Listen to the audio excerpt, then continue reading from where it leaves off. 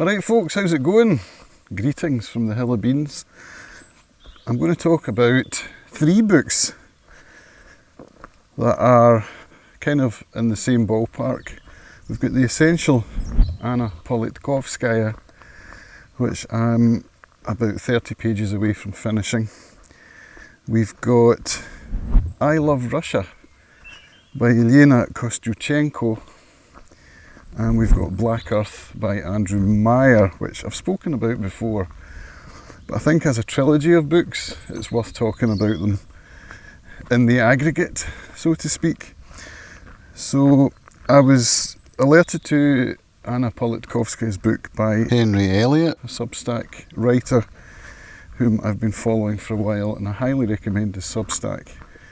He reviews books and leads book discussions on classics, and he alerted me to this book having just been published, and I was like, well, I'm going to have to get that, because I know of Anna Politkovskaya from having read a lot about Putin and modern politics in Russia.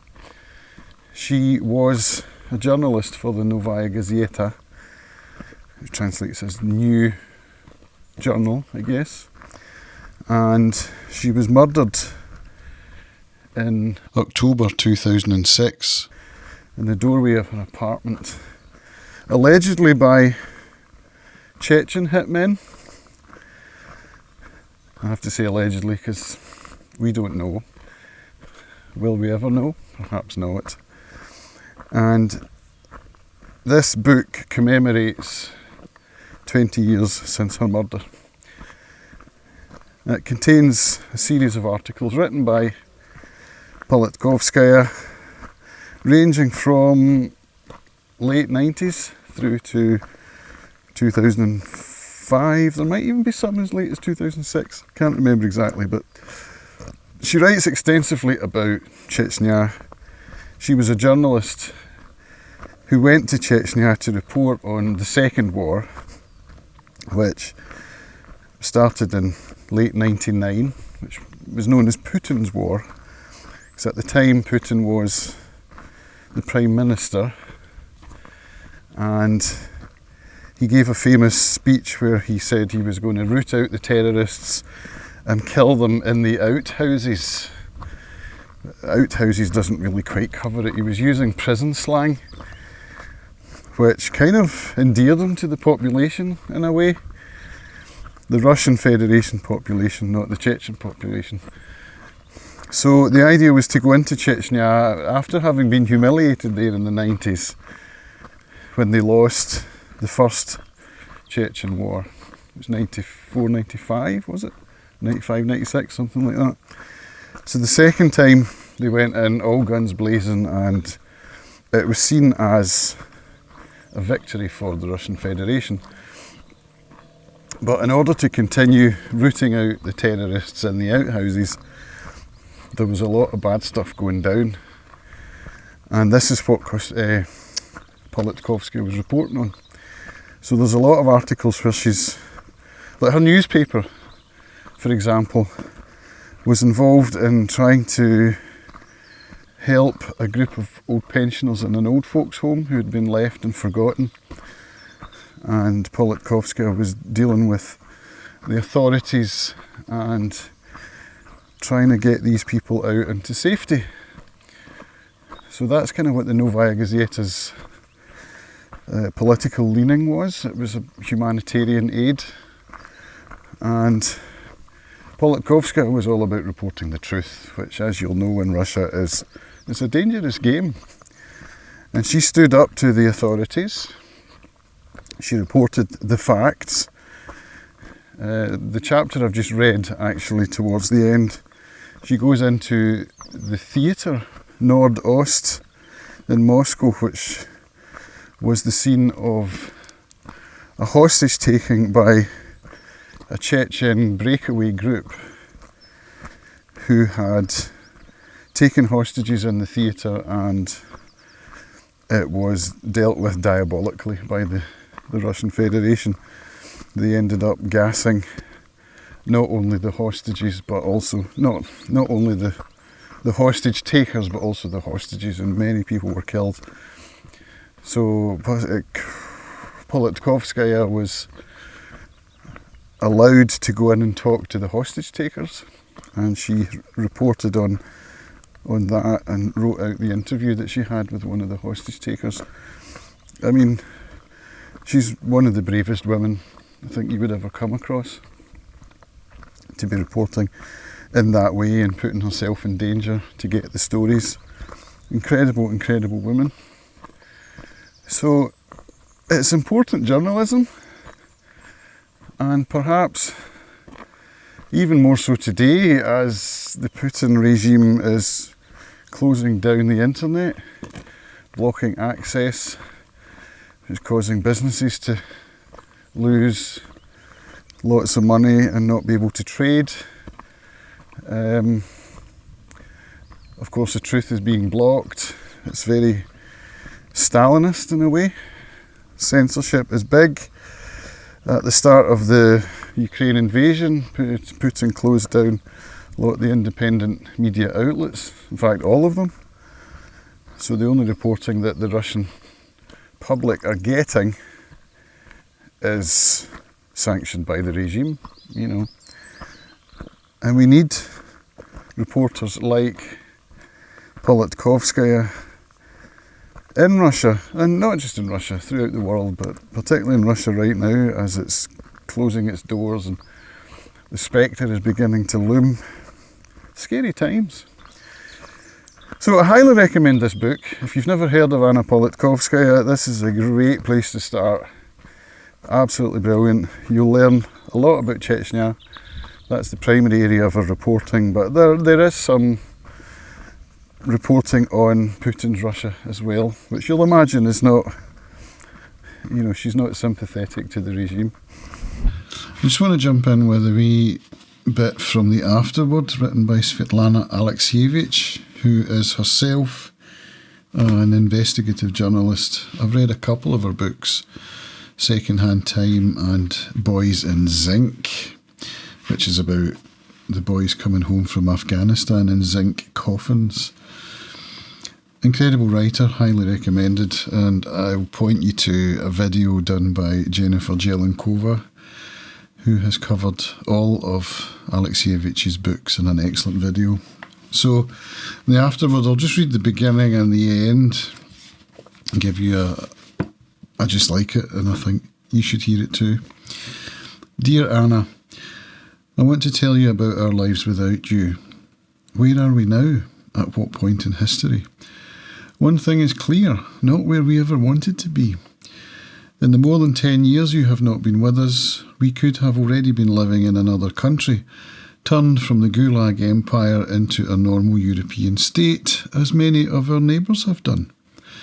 But, as Stolypin famously put it, in Russia, every 10 years everything changes, and nothing changes in 200 years. I'm sick and tired of this quote, but it contains so much despair that is so familiar to us that I want to repeat it. And then the closing of the afterword. Freedom is a long road. This is what we have learnt since your departure. We really need you, Anna. We have learnt from you that there can be no compromises in a war. Even the smallest compromise makes you an accomplice. It would be much harder for all of us without everything you had managed to say and do, without your belief that it is not hatred but love for humanity that will save us. Thank you for having been here and still being here. It's quite moving, isn't it? So yeah, I'd highly recommend that you go and get this book if you're at all interested in Russia in the early 2000s and the Chechen conflict and learning the truth. So moving on from that, the next one is Elena Kostyuchenko's book, which in Russian the title is Moya любимая страна, which translates literally as my favourite country, or my beloved country. It's probably a better way of translating it. It's Lyubov is the word for love. Любимая obviously has the same root, Lyubimaya, Lyubov.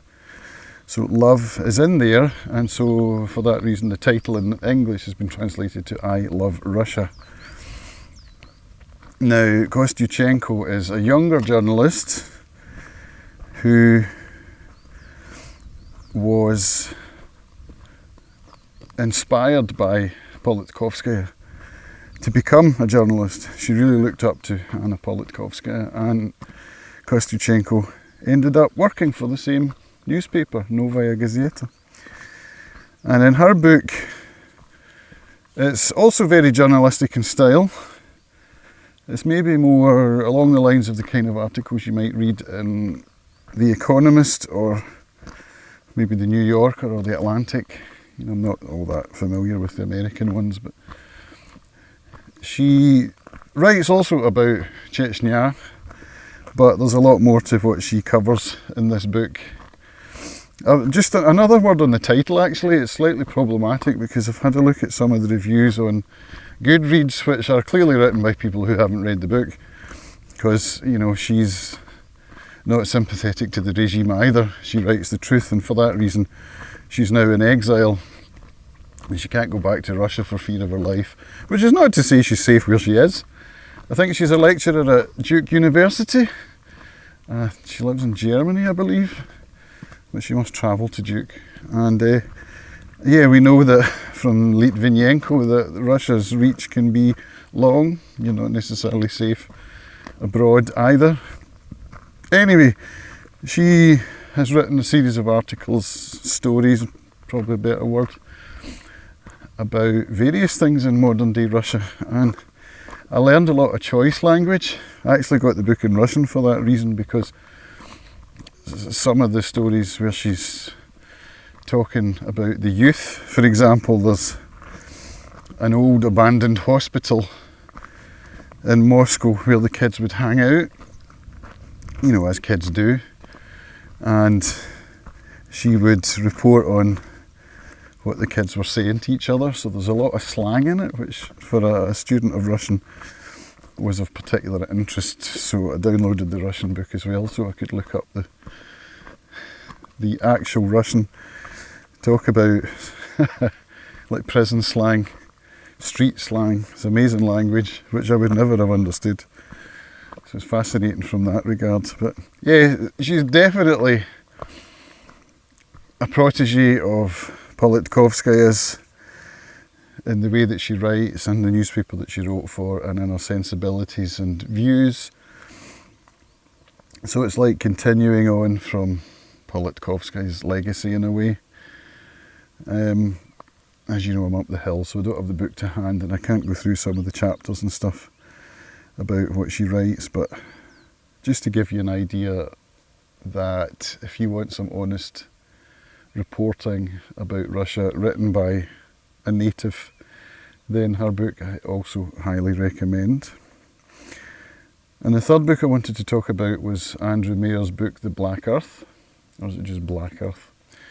Now obviously Andrew Mayer with his name, he's not a native Russian, he's a Western journalist, educator, and in his book it's more of a travel log.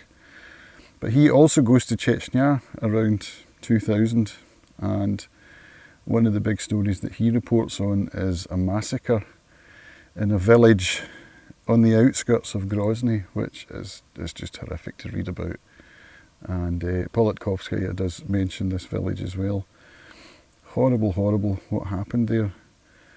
And this Western writer somehow has access to